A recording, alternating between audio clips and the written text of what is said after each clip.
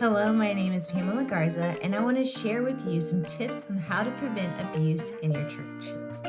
Did you know that most cases of child abuse stem from maternal neglect? And it's about 78% of cases. And those kids are 9 times more likely to engage in that type of behavior when they're adults as well. And don't get me wrong, not all of life situations are one size fits all. Children from single-parent households or tough situations are not less than. Homes with both parents are not the greatest. They have their problems too. The thing is, we as ministers and congregants have the opportunity to help fill that gap for some of those kids who may not receive all the care that they need. We must remain vigilant in recognizing the signs of child abuse and actively invest in the safety and well-being of our children in our churches. Here's how. Number 1, volunteer screening. Here are 3 components that are non-negotiable when introducing volunteers to your congregation. First of all, they need to have a thorough application, a formal interview, and big thing, institutional references.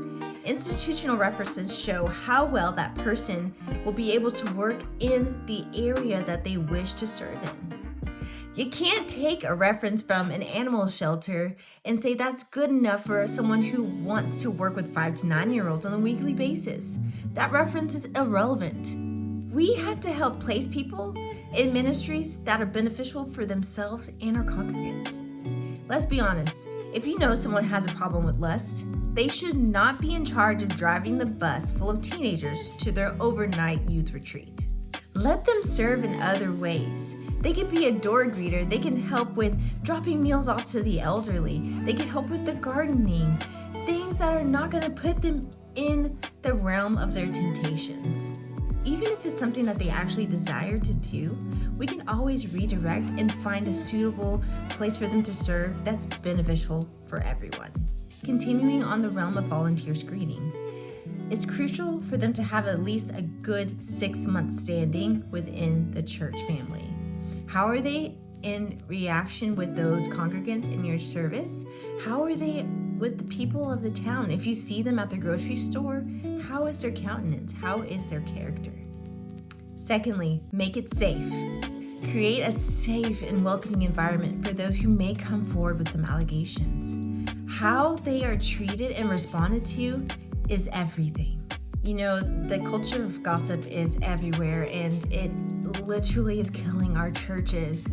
And when you stand up and say, I don't know what happened, but we're going to figure this out together, and you don't treat them as someone who attacks one of your staff members or attacks your best friend, that literally will make or break the situation. There was a time when I had a friend come to me and share about their experiences with a pastor and some of his abusive traits.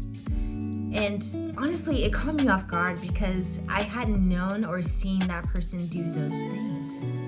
I just listened and I grieved with them and I sat with them. I didn't discount what they said. Instead, I opened my eyes and my ears to see if I could notice the same things that they did. And I began to see and encounter and experience some of the same things that they had come to me with. And let's just say, where there's smoke, there's usually a fire nearby. Imagine your child was someone who came forward with some allegations. How would you treat them? And I hope that's the same that you would treat any other child in your congregation. So with allegations, we must always look into them. Don't discount anything.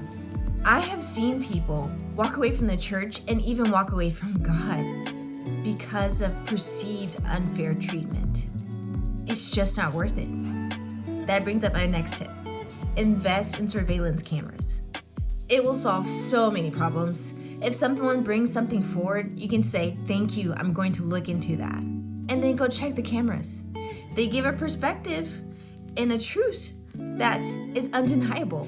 Place them in the kids' room, the youth room, the hallways, and the foyers, and especially near the restrooms. This is where most of the grooming takes place. And in case something does happen, look into it. Don't hide it. We need to be transparent at all times. Let me give you some things to say. We have an incident. It's currently under investigation. We do not have all the details. We now and will always cooperate with the authorities. If you are a shepherd at heart, you will protect what the Lord has entrusted you with. That means spiritually, physically, and mentally, relationally, most of all. Let me leave you with this scripture. Mark 9:37 says, "Whoever receives one such child in my name receives me, and whoever receives me receives not me, but him who sent me." Let's be vigilant and standing in the gap for those children in our communities. Thank you.